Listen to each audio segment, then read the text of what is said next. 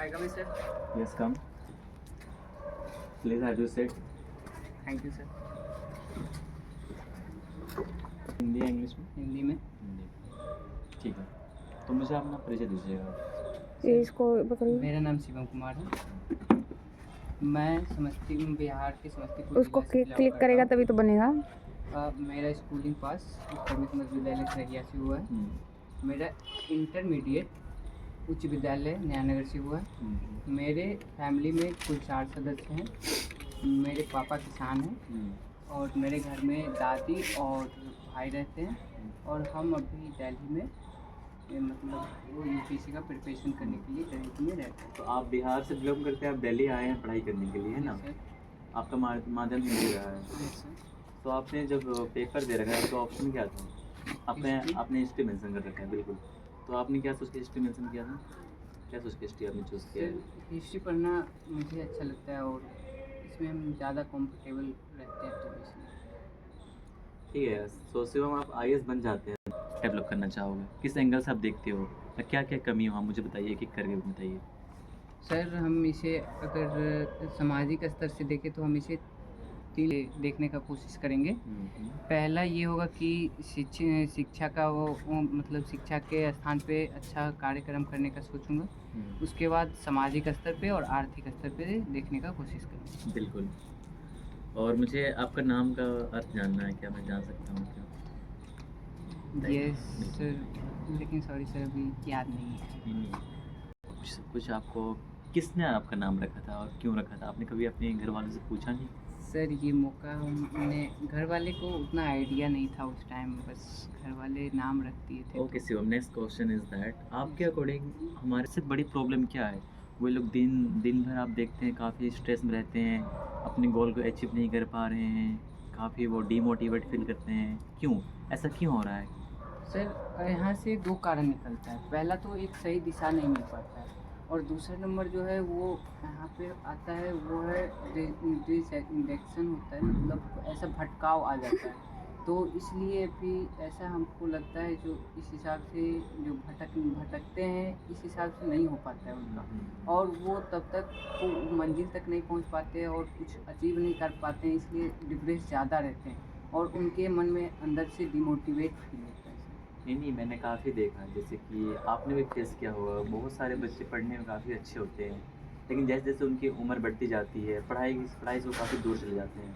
तो ऐसा क्या कारण है जो वो अपनी पढ़ाई को बनाए रखें और जो भी जीवन में चाहते हैं उसे वो पूरा करें?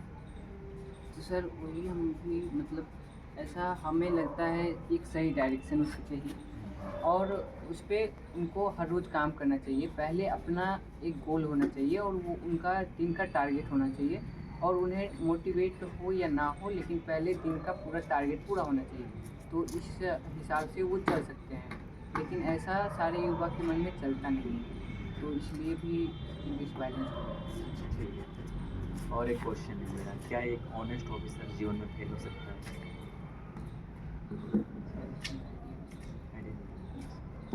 आपको क्या लगता है, आप एक ऑनेस्ट ऑफिसर बनने जा रहे हो या आप करप्शन करोगे? सर अभी तक तो हम विचार के रखे हैं सर अपना ईमानदार पे टिके रहेंगे। ईमानदार पे टिके रहें, तो आप फेल हो सकते हो कि नहीं, आपको क्या लगता है? क्वेश्चन आ गया आपको। सर देखिए फेल होना ना होना ये तो मतलब हमारे ऊपर डिपेंड करता है, लेकिन हमारे पास इतना मेहनत है कि हम कॉन्फिडेंट हैं जो इस बार मेरा सिलेक्शन होगा। हाँ जी, नहीं, मैं ये कह रहा हूँ, जैसे कि आपने बोला आप एक ईमानदार ऑफिसर बनना चाहते हैं, तो आपके मन में कहीं न कहीं ये डर सता रही है कि आप फेल हो सकते हो? आप फेल हो सकते हैं, ऐसा कुछ दिमाग में कुछ थॉट्स आ रहे हैं आपके ऐसे? डर तो थोड़ा बहुत लगता है लेकिन सर इतना कॉन्फिडेंस है कि हम कर सकते हैं। बिल्कुल। और मुझे एक चीज़ बताइए कि आप अभी आज आपको मैं अगर आईएएस बना दूँ, कितने मार्क्स चाहिए आपको आईएएस बनने के लिए? रिटर्न में कितना मार्क्स है आपका? सर वो तो सर मतलब मार्कशीट आने के बाद पता चलता है। मेंस का मार्क्स कितना है आपका? कितना मार्क्स मिल जाएगा तो आपको पास? 1050 मिल जाएगा तो हो जाएगा। अच्छा, यानी कि 150 मिल जाएगा तो बन जाएगा? नहीं सर 15 के आसपास।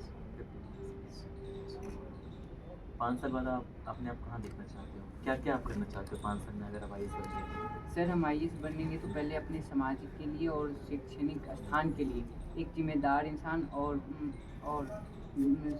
संवेदनशील इंसान की तरह अपना मतलब डेवलपमेंट करना चाहूँगा इसको। और आपके विचार से क्या सोचते हैं कि पावर एक करप्शन है या नहीं? इस स्टेटमेंट से आप एग्रीमेंट करते हो कि नहीं?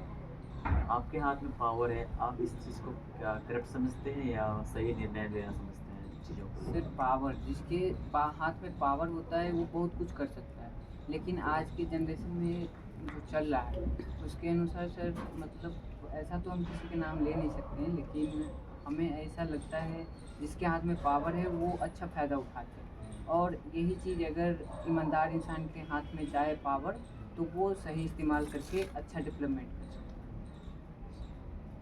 एक मैं आपको डिसीजन मेकिंग क्वेश्चन दे रहा हूँ, सोचिए ज़रा। एक कहीं पे एक ब्रिज बन रहा है, एक पुल बन रहा है कहीं पे, और वहाँ का जो कॉन्ट्रैक्टर है, जो बिल्डर है, वो आपकी बातों को फॉलो नहीं कर रहा है, लेकिन जो वहाँ का जो काम काफ़ी तेज़ी से हो रहा है, तो आप इस चीज़ को कैसे मैनेज करोगे? आप क्या करना चाहोगे? सर पहले हम वहाँ के जो काम होगा उसको पहले हम रोकेंगे, फिर वहाँ के पब्लिक से बात करेंगे। उसके बाद वहाँ के पब्लिक के बात करने से पहले हम सोचेंगे, अपना ज़िम्मेदारी पे उसे निभाने का कोशिश करेंगे, बात से सॉल्व करने का कोशिश करेंगे। अगर बात से सॉल्व नहीं हो पाती है तब वो वहाँ पे हम अपना प्रशासन को बुला के उस स्थान पे मतलब वहाँ पे हैंडल करने का कोशिश करेंगे।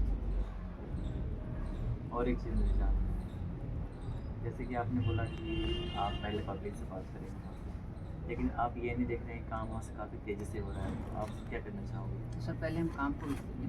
क्यों रोकना चाहेंगे काम?